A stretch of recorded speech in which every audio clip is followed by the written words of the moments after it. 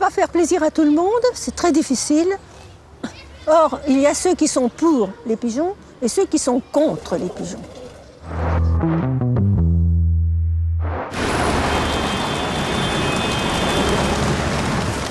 J'aime les oiseaux en général. Et puis, je suis bien content que ce soit interdit, car j'ai toujours été un peu en dehors de la société et j'aime être hors la loi, voilà. Et vous avez jamais eu de problème avec les amendes et tout ça?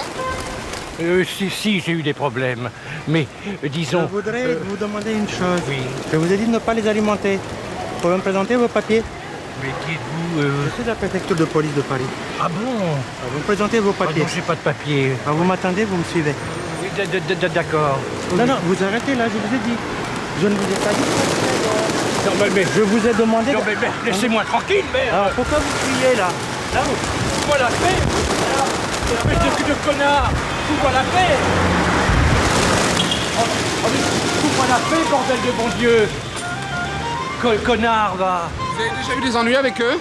Oui, déjà, ça m'est arrivé, mais ils me font pas peur. Ils me font pas peur. Voilà. Je m'en vais, là, je m'en vais. Comme lui, ils sont des milliers dans nos villes à nourrir les pigeons. Un geste qui peut leur coûter 3000 francs, mais rien n'y fait.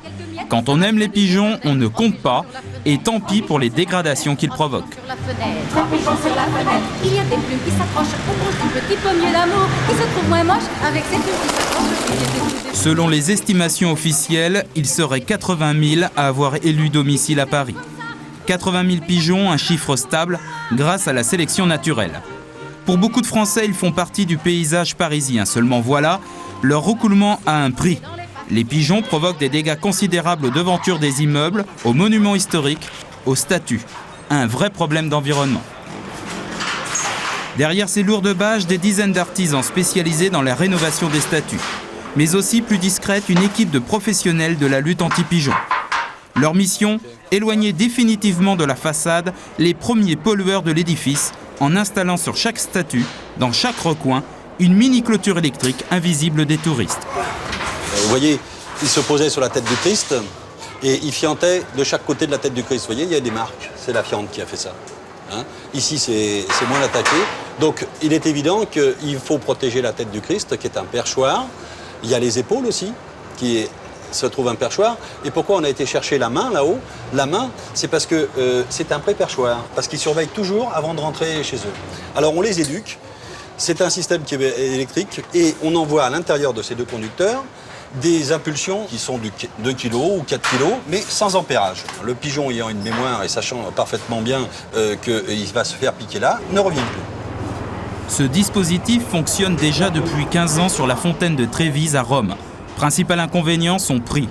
Pour câbler entièrement la façade de Notre-Dame, il a fallu débourser 300 000 francs. Il y a deux sortes de dégâts. Il y a les déjections qui comportent des nitrates, qui sont des sels, qui rentrent à l'intérieur de la pierre et qui peuvent être à l'origine de la maladie de la pierre ou d'altération de la pierre. Une sculpture pleine de déjections, on ne la lit plus, elle est même déformée. Les tas de déjections sont tellement importants, on double le volume de la sculpture, on remplit les creux. Et ça, c'est inadmissible. Encore plus inadmissible devant ces images saintes de ce portail de cathédrale. Plusieurs kilomètres de câblage anti-pigeons courent aujourd'hui sur toute la façade. Mais on n'a fait que déplacer le problème. Les pigeons sont allés loger sur d'autres bâtiments. Alors là, nous là, sur la galerie des rois, sur les têtes des rois, qui était une zone où les pigeons venaient nidifier parce qu'ils sont très hauts, on est à 35 mètres, et puis ils sont à l'abri du vent à l'intérieur. Donc ici, on a pu se permettre de mettre un système un petit peu plus gros, parce que c'était bourré de pigeons, et on craint un petit peu avec le miniature, si vous voulez, avec le nombre et tout ça, donc on est passé avec du gros. Mais d'en bas, on verra absolument rien. Normalement, il ne devrait plus y avoir de pigeons. Ils iront sur la préfecture de police ou alors peut-être de l'autre côté. Ou sur le centre Pompidou qu'on est en train de traiter aussi.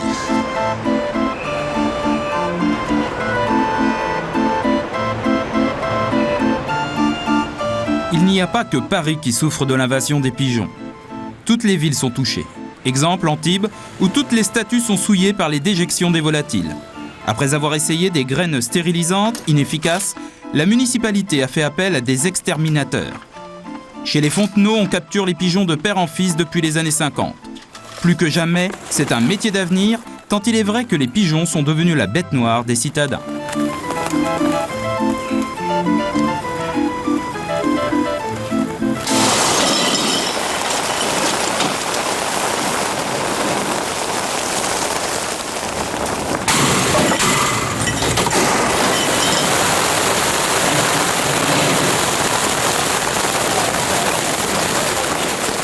À chaque coup de filet, près d'une centaine d'oiseaux sont attrapés. En une matinée, les deux équipes capturent ainsi près d'1 millier d'oiseaux. Regroupés par 50 dans des caisses, les volatiles sont ensuite empilés dans une fourgonnette spécialement équipée pour leur extermination.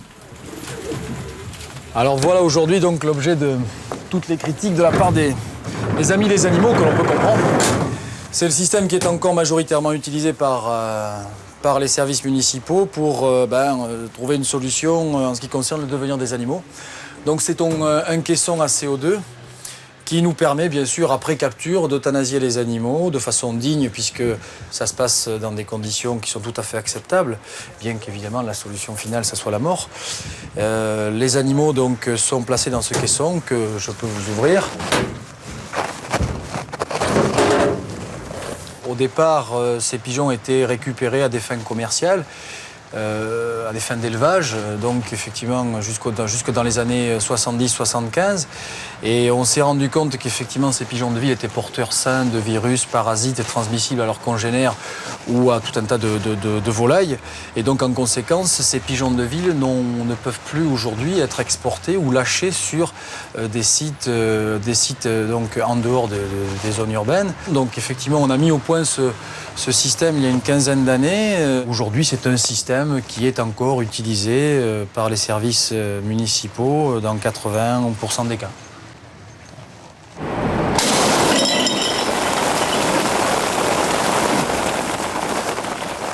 Qu'est-ce que vous allez en faire des pigeons? Les pigeons vont être relâchés. Ils seront d'abord stérilisés pour éviter qu'ils se reproduisent. Et ensuite, on les remettra sur la ville, bagués, pour pouvoir les reconnaître. Comme ça, la prochaine fois, si on venait refaire une capture, comme vous venez de voir à l'instant, Vous les relâcherez? on les relâchera de suite. Voilà. Une grande première cette année dans la ville d'Antibes. Aujourd'hui, les pigeons ne seront pas euthanasiés mais stérilisés. C'est une nouvelle méthode proposée par les exterminateurs de pigeons qui eux aussi sentaient l'hostilité du public à la suppression des animaux. L'affrontement le plus fort que j'ai eu, c'est à la gare Montparnasse, avec une personne qui venait sur nous avec un démon de pneu. Voilà, il nous traite d'assassins, il nous traite comme quoi on ne pourrait pas laisser les pigeons en liberté, que ça ne fait pas de mal, ça ne détruise rien. Quand on leur explique donc, qu'ils vont être stérilisés, qu'ils ne nous croient pas et puis qu'ils disent que c'est impossible de stériliser un pigeon. La preuve, nous, on fait un métier où on le fait. Donc,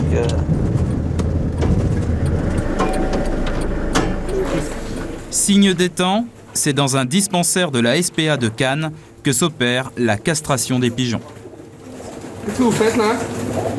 Nous injectons une petite quantité de produit anesthésiant pour tranquilliser l'animal, de façon à ce que dans les minutes qui vont suivre, l'animal pourra aller sur la table afin d'être opéré.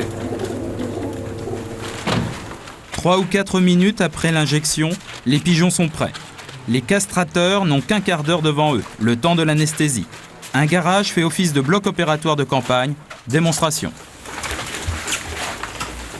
et là, hop. Et voilà, et là votre pigeon ne bougera plus du tout. Il faut être stérilisé, impeccable. La table d'opération permet de traiter 15 pigeons à la chaîne. Ici, pas de vétérinaire, ce sont des techniciens agricoles qui opèrent les pigeons mâles et femelles. En moyenne, ils mettent 15 secondes pour extraire les organes sexuels d'un oiseau. Qu'est-ce que vous retirez là? Le testicule, c'est le mâle. Et le deuxième, c'est cassé en deux. Là, je suis revenue sans trop charcuter. C'est précis. Déléguée de la SPA, Odile Heller est venue en observatrice. Elle veut surveiller tout le processus. Je fais un point. Et après, là, je couds la peau. Voilà, je fais un entrepoint. Puis après, on détache. C'est dur pour une protectrice des animaux de faire ça, non? Non, mais je suis sensible, hein, de toute façon. Non, pas du tout. Si ça se passe... Au contraire, si c'est leur sauver la vie, je trouve ça formidable. Je préfère ça au gazage des animaux. Parce que les oiseaux mettent 15 minutes avant de mourir suite à un gazage. C'est affreux.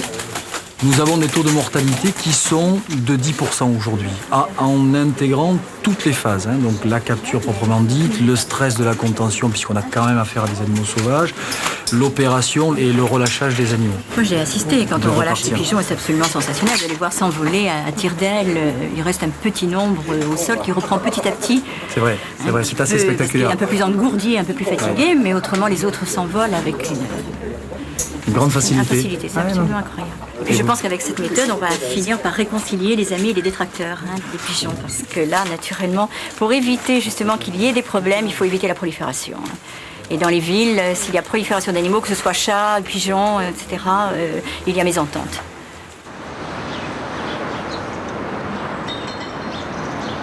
Dans cette rue d'Arcueil, en banlieue parisienne, chaque matin, les pigeons se regroupent par centaines sur les toits. Dans le quartier, on n'en peut plus, trop c'est trop, et les voisins sont excédés. Il y a un problème pour les toits des alentours, et puis il y a un problème maintenant. Alors ça y était pas avant, mais il y a un problème d'odeur. C'est absolument affreux. Moi, quand je rentre chez moi, Il faut se mettre aussi à la place de nous, notre copropriété, qui est maintenant dans un état. Regardez, hein, regardez. Non, mais là c'est encore, là, ça va. Ça va. Ouais. Mais des fois, c'est invivable. J'ai l'impression de vivre dans un quartier, mais dans un taudis. Hein? On n'a pas eu de problème. La grande responsable de cette surpopulation de pigeons, c'est elle, Madame Baladron. Les animaux sont depuis toujours sa passion.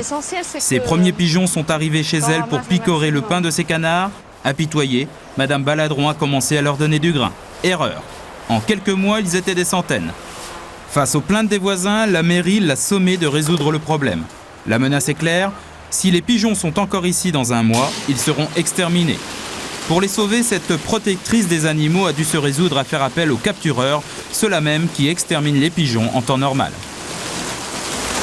Mes titis! Allez, mes pupus!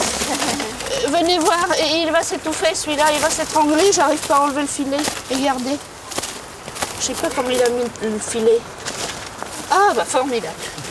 Voilà ce que c'est là. La pratique. Alors où est-ce que je mets ça? 30 dans la caisse, même. 30.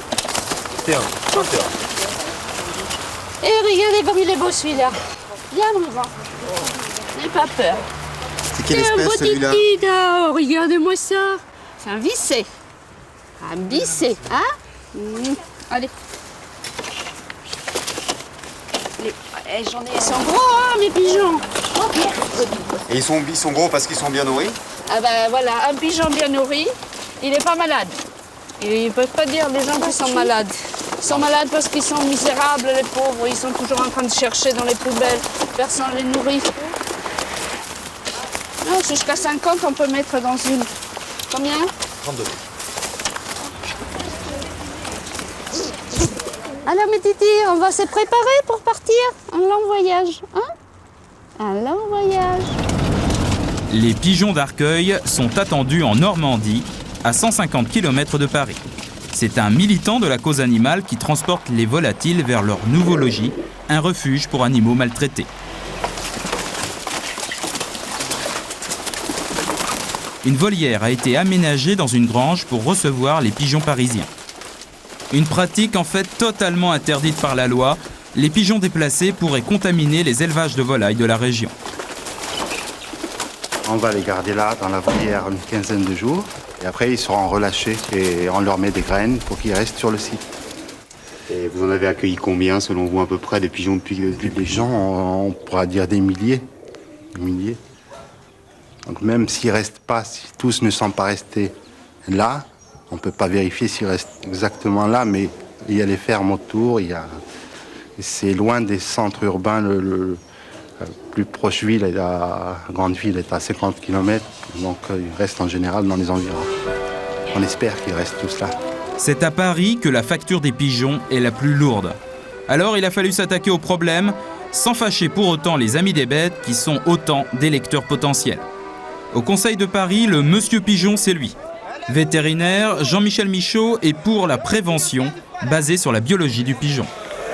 Un pigeon, ça a besoin d'abord de sources de nourriture.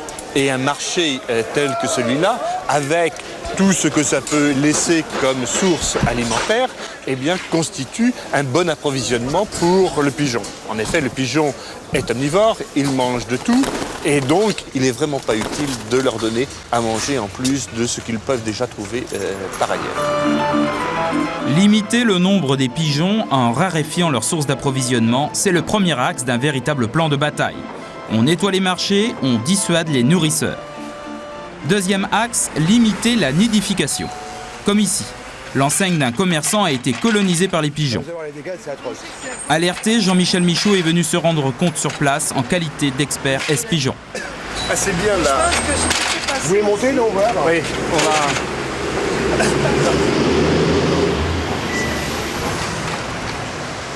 En fait, c'est pas très profond. Mais on voit bien ici un nid de pigeons et il y en a un autre là-bas. Il faut pour qu'un pigeon niche bien qu'il ait un espace d'au moins 20 cm de profondeur, 30 à 40 cm de large, sur un endroit plat, à l'abri de l'excès de lumière et à l'abri de l'excès d'intempéries. On a construit ici le site le plus parfait pour que les pigeons puissent nidifier. La solution, elle est simple. Il suffit en fait de boucher par un filet tout le bas, puis de fermer aussi par un filet ici.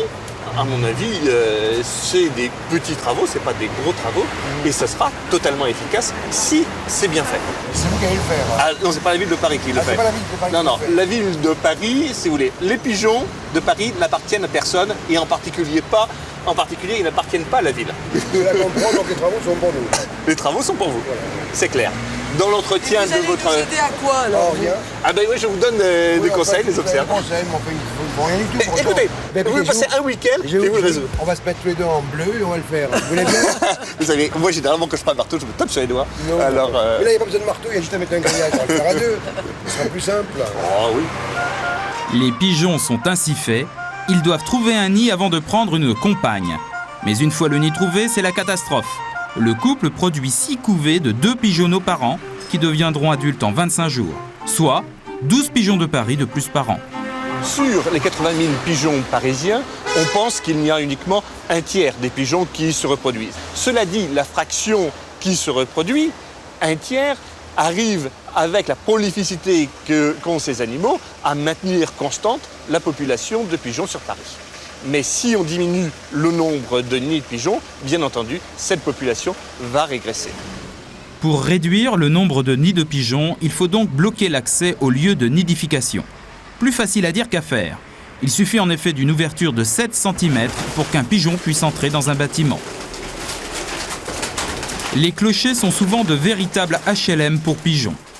Ici à Gonesse, ils squattent depuis 10 ans cette église du XIIIe siècle. Vous voyez, il y a une épaisseur que les pigeons ont laissé. Il ne faut pas louper la marche. Il faut bien prendre sur les côtés, pas au milieu de la marche. Près de 500 pigeons ont élu domicile dans le clocher. L'accumulation des fientes protège leur territoire en dissuadant les éventuels visiteurs. Et quand une colonie de pigeons s'installe, c'est pour longtemps. Cet oiseau revient toujours, s'il le peut, faire son nid là où il est né. Vous avez chez nous là qui est plein. La gouttière ne peut même plus débiter parce que avec les déchets des pigeons, les gouttières ne débitent plus. Ça passe au-dessus. Et vous avez la toiture qui s'abîme aussi avec ça. Ah bah il y en a partout, c'est plein. Il y a tellement de pigeons, ils ont cassé des filets et après c'est entrée libre. Dans l'église, on sent les résidus de pigeons, les pigeons qui sont morts. Nadia Fontenaille a abandonné son atelier de peintre pour consacrer sa vie aux pigeons parisiens. Dans le jardin de son pavillon de Châtillon, elle a construit 12 grandes volières qui héberge près de 1500 pigeons. À 77 ans, la fondatrice de la Société protectrice des oiseaux des villes investit tous ses revenus pour le bien-être de ses protégés. Les pigeons voyageurs sont très choyés. Les pigeons d'ornement aussi. Mais les petits gris comme ça, les petits pigeons ordinaires, les petits bisets, tout le monde s'en moque. Alors moi, je vais toujours du côté où il y a de la souffrance. Les nourrisseurs de pigeons, comme on les appelle, ne sont pas ses amis. Elle les tient responsables du funeste destin des oiseaux. Les gens qui les nourrissent font le malheur des pigeons en ce sens qu'ils attirent la foudre sur eux. Il n'y a même plus besoin d'appâter. On sait qu'ils vont venir à telle heure, un coup de filet dessus, et ça y est, l'affaire est jouée, et au four à gaz. Les nourrisseurs ne sont pas très intelligents de faire des choses comme ça. Ils vont à l'encontre de ce qu'ils veulent. Et ça, c'est très difficile de leur faire comprendre. Madame Fontenaille n'est pas vétérinaire. Pourtant, elle a transformé le 3e étage de son pavillon en clinique des oiseaux. Malgré une odeur pestilentielle, Madame Fontenaille y soigne tous les pigeons malades recueillis dans la capitale. Vous avez combien de pigeons ici en convalescence? Oh, ici, on a peut-être 80. Mais en tout, on en a plus de 1500 en volière. Forcément, c'est la seule association qui s'occupe de ces mâles aimés et qui les recueille. En général, ils souffrent de quoi quand ils sont ici? Balles, poisons, accidents de voiture aussi, et puis aussi des maladies. Alors voilà l'instrument de supplice de ces pauvres pigeons, les pics. Le pic vertical, sur quoi ils s'embrochent. Et il y a le pic oblique, sur quoi ils souffrent le jabot. L'un et l'autre sont criminels de la part des humains. Alors on en met sur les toitures, sur tous les endroits où ils peuvent se poser. On pourrait faire des pics en plastique, ou mettre une petite boule au bout des aiguilles.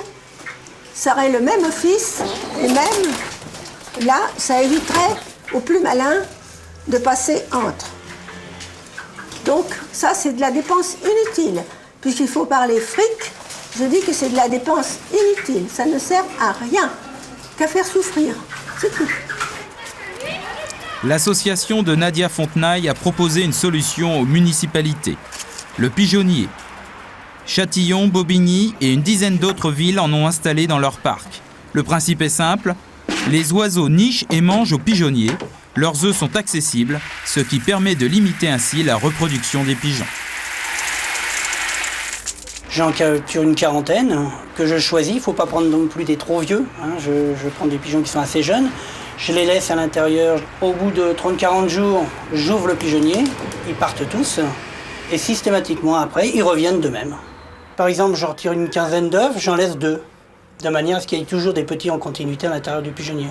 Que les autres pigeons qui viennent voient qu'il y a toujours des petits qui naissent. Et puis ça se reproduit très peu, puisque j'en garde que 2. On ne peut pas faire plaisir à tout le monde, c'est très difficile. Or, il y a ceux qui sont pour les pigeons et ceux qui sont contre les pigeons. Et justement, avec mon histoire de pigeonnier, pour eux, contre eux, pour une fois, on est tous d'accord. Ceux qui ne les aiment pas sont débarrassés, et ceux qui les aiment savent qu'il y a un endroit où on ne les persécute pas. Deux pigeons s'aimaient d'amour tendre. Rat du ciel pour les uns, petits cousins de la colombe pour les autres, les pigeons essaient de trouver leur place dans la ville. Un espace de liberté de plus en plus restreint. Les pigeons pourraient bientôt disparaître totalement du paysage de la capitale. Un pigeon regrettait son frère, moi je regrette mon bel amour.